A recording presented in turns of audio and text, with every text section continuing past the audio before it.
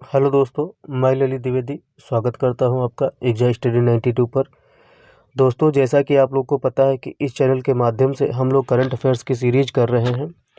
उसी के क्रम में दोस्तों, यह आज आप लोग का नया टॉपिक स्टार्ट हो रहा है, क्योंकि हम पिछला टॉपिक बिहार स्पेशल कंप्लीट कर रहे थे, तो उसकी 4 वीडियोज़ आप लोग को मिल चुकी हैं करंट अफेयर्स की।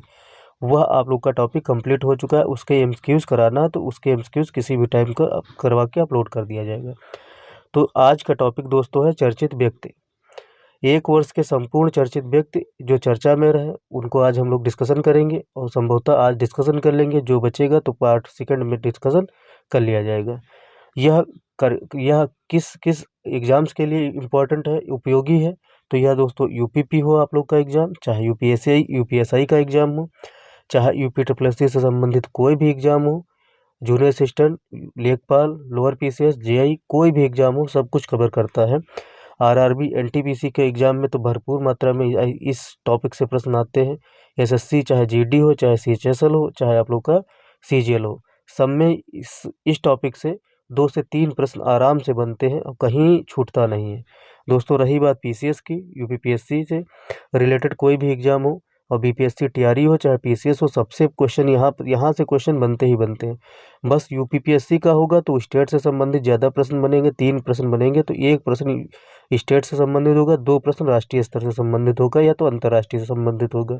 तो 1 प्रश्न होता है राष्ट्रीय से, 1 होता है अंतर्राष्ट्रीय से, और 1 होता है दोस्तों अपने राज्य से होता है। तो 2 से 3 क्वेश्चन बनते हैं, तो यही ऐसे ही फंसते हैं क्वेश्चन।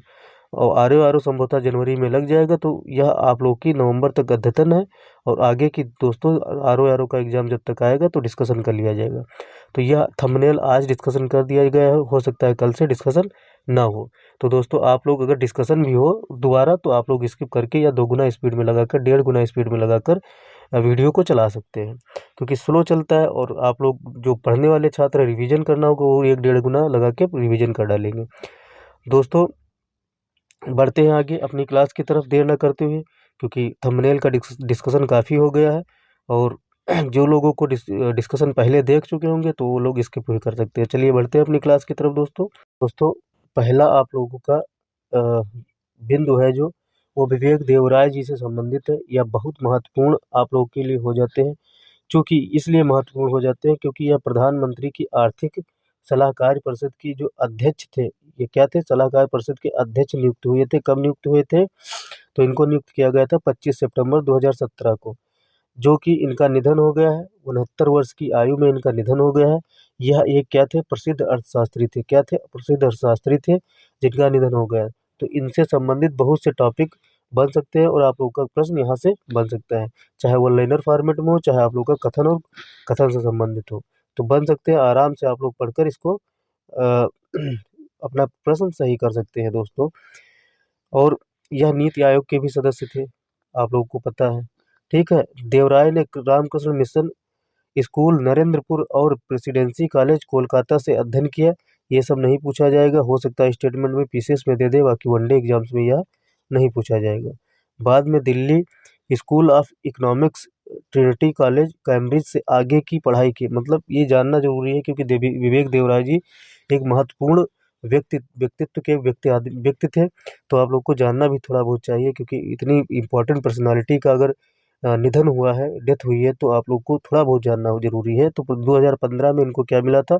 पद्मश्री। तो यह प्रश्न बन जाएगा, स्टेटमेंट में देगा कि विवेक देवराय जी का निधन हो गया, तो वह ईएसी के अध्यक्ष थे। ठीक है। और उसके बाद में पद्मश्री 2015 में मिला, और 2016 में इनको मिला था यूएस इंडिया बिजनेस समिट द्वारा लाइफ टाइम अचीवमेंट अवार्ड से सम्मानित किया गया था। तो यह 2 जरूर प्रश्न बन जाएंगे आप लोगों के वन लाइनर से संबंधित। तो यह इतना आप लोग याद रखना, और दूसरा आप लोगों को याद रखना है ऊपर वाला जो पैसेज है यहाँ तक का, तो वो भी याद रखना है दोस्तों। ठीक है। आगे बढ़ते हैं दोस्तों। आगे बढ़ने के साथ साथ में रतन टाटा जी को देख लेते हैं।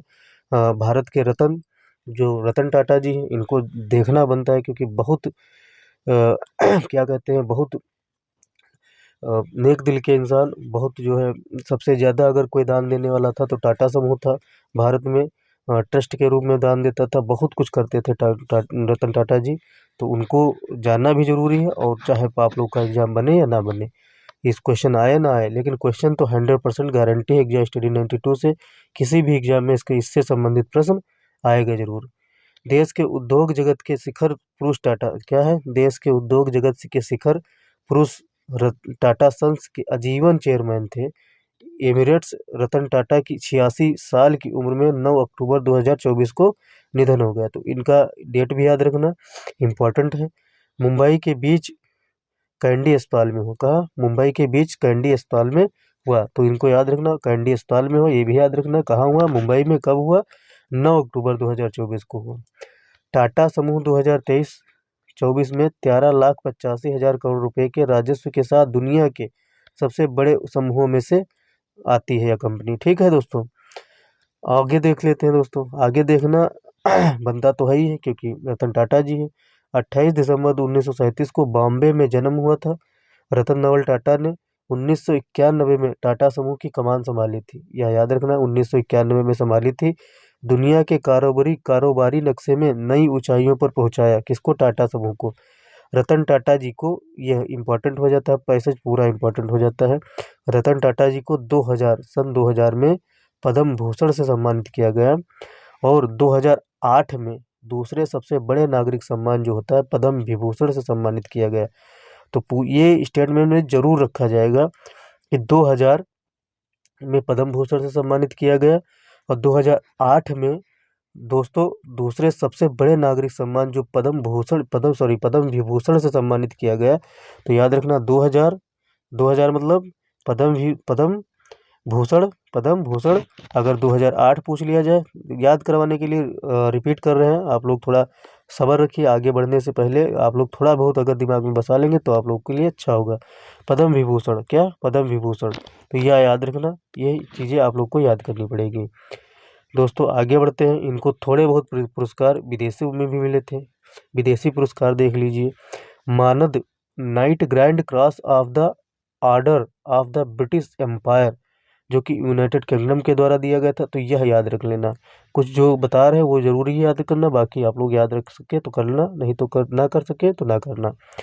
Command of the legion of honour France सरकार के द्वारा दिया गया और grand garden of the order of the rising sun Japan सरकार के द्वारा दिया गया। यह 3 आप लोग जरूर याद रख सकते हैं रतन टाटा जी के बारे में।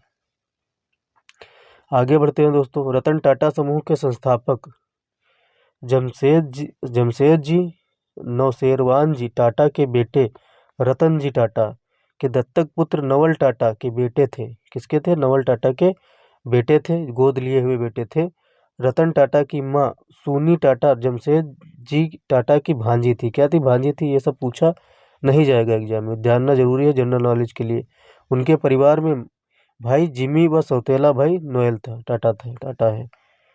नोएल टाटा है। 1961 में टाटा स्टील में बतौर मैनेजर काम शुरू किया रतन टाटा जी ने। ठीक है।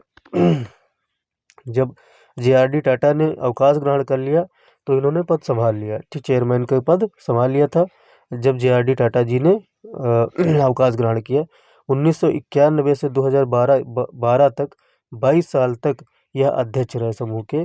और साइरस मिस्त्री भी बीच में रहे थे। उनके पद से जब हट गए थे वो, तो यह 4 महीने तक अंतरिम अध्यक्ष भी रहे। ठीक है, तो मुश्किल है ये सब यहाँ से क्वेश्चन बने। बस पद्म भूषण ना याद भूलना और इनकी डेट ऑफ जिस दिन डेथ हुई थी वह डेट और कहाँ हुई थी, वह किस अस्पताल में हुई थी।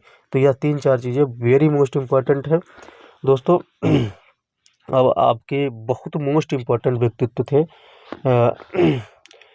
डॉक्टर वेणुगोपाल जी। डॉक्टर वेणुगोपाल अखिल भारतीय आयुर्विज्ञान संस्थान जी एम्स के पूर्व निदेशक तथा प्रसिद्ध हृदय शल्य चिकित्सक डॉक्टर वेणुगोपाल का 82 वर्ष की अवस्था में 8 अक्टूबर 2024 को निधन हो गया।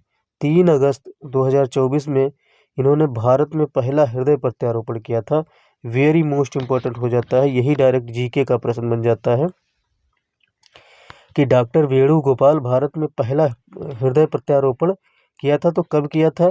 3 अगस्त 1994 को यह पूछा जा सकता है। ठीक है, प्रसिद्ध हृदय शल्य चिकित्सक थे, याद रखना, वेरी मोस्ट इम्पोर्टेंट हो जाता है। उन्होंने अपने जीवन काल में 50,000 से अधिक ओपन हार्ट सर्जरी किया था। सोच लीजिए, 50,000। 1998 में क्या मिला था, पद्म भूषण से सम्मानित किया गया था इनको। और 2023 को इन्होंने अपनी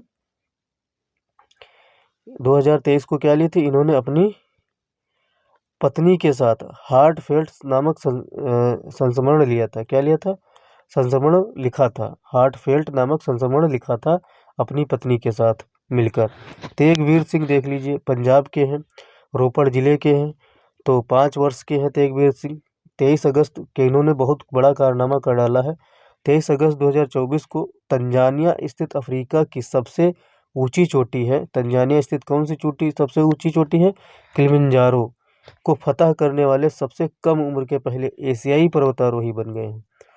दोस्तों यह उपलब्धि है, और उपलब्धि है तो आप लोग को थोड़ा बहुत याद करना ही पड़ेगा।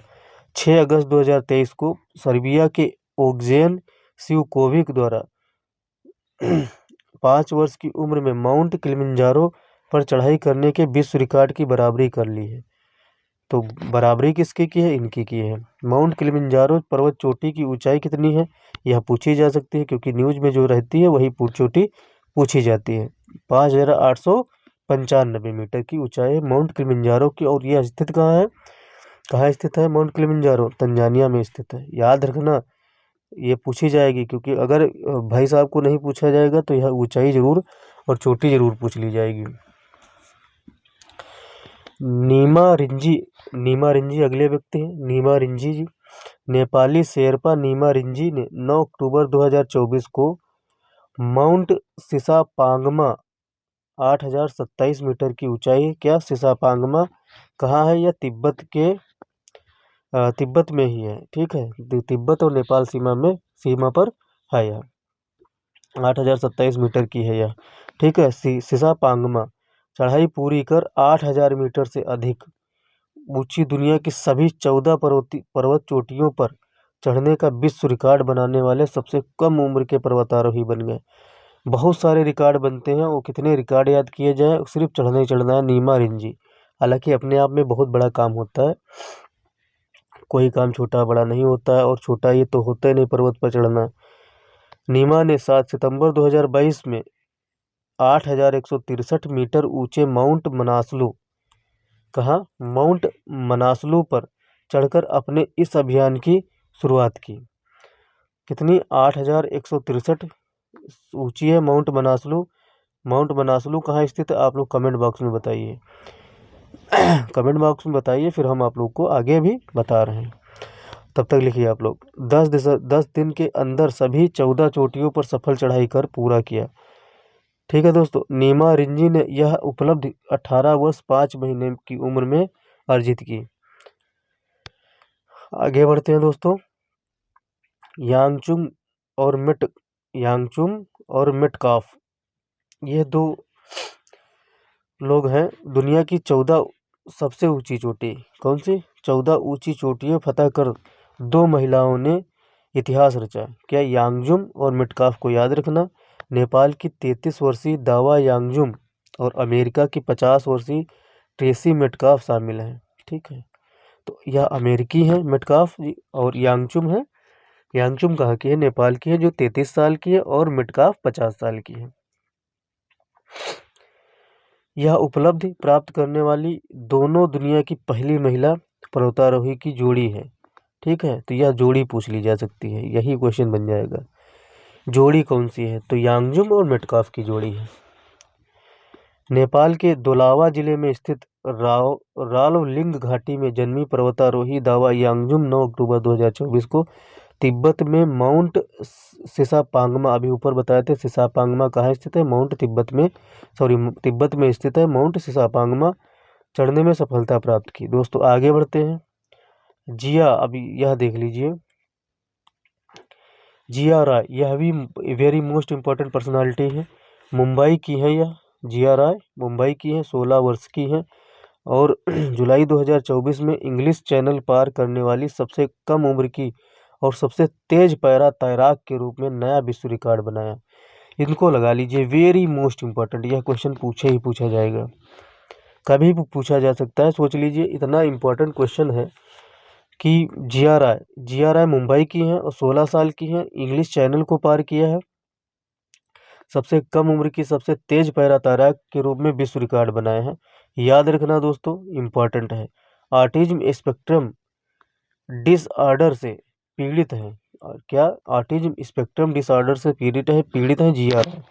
इंग्लैंड के एबाटस क्लिफ से फ्रांस के पोयंटे डेला कोर्टे ड्यूम तक दूरी 34 किलोमीटर की है। उन्होंने तय की है 17 घंटे 25 मिनट में तैरकर पूरी की।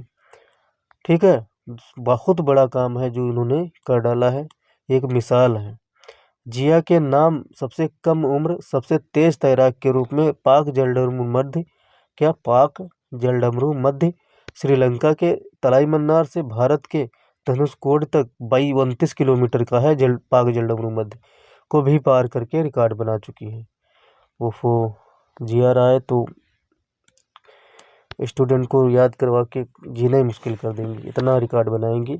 मोहना सिंह ऐसी महिलाओं पर प्राउड होता है कि इतना करने के बाद में, इतना मेहनत करने के बाद में जाके इन लोगों को मुकाम हासिल होता, तो क्या होती होगी इनकी अंदर से फीलिंग्स।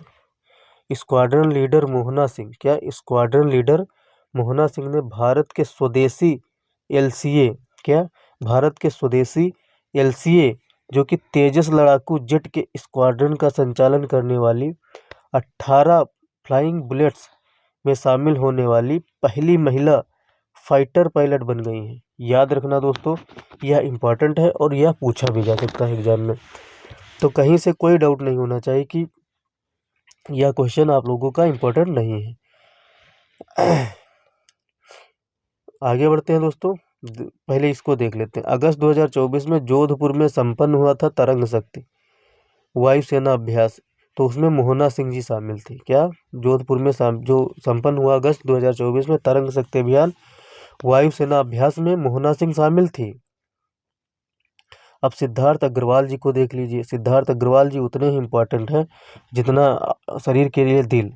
सिद्धार्थ अग्रवाल बेंगलुरु के हैं और 49 साल के हैं। इंग्लिश चैनल को तैर कर पार करने वाले पहले भारतीय बन गए हैं। कौन पहले भारतीय बन गए हैं जो इंग्लिश चैनल को पार किया है तैरकर।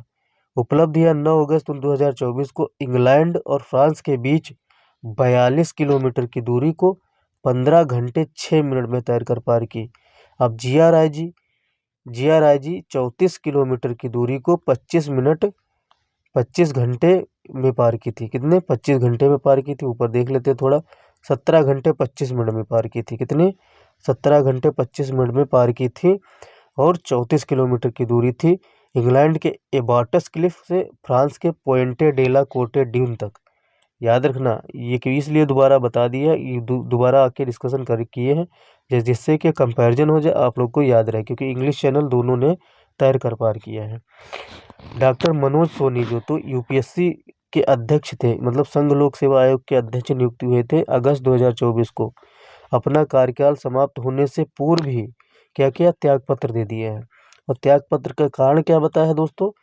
क्या बताया है कि पर्सनल कुछ इश्यूज थे, उसी के कारण इन्होंने त्यागपत्र दे दिया है। तो सोनी का कार्यकाल कब तक होना था? 2029 तक इनका कार्यकाल होना था। 2029 में इनका कार्यकाल फिनिश होता है दोस्तों।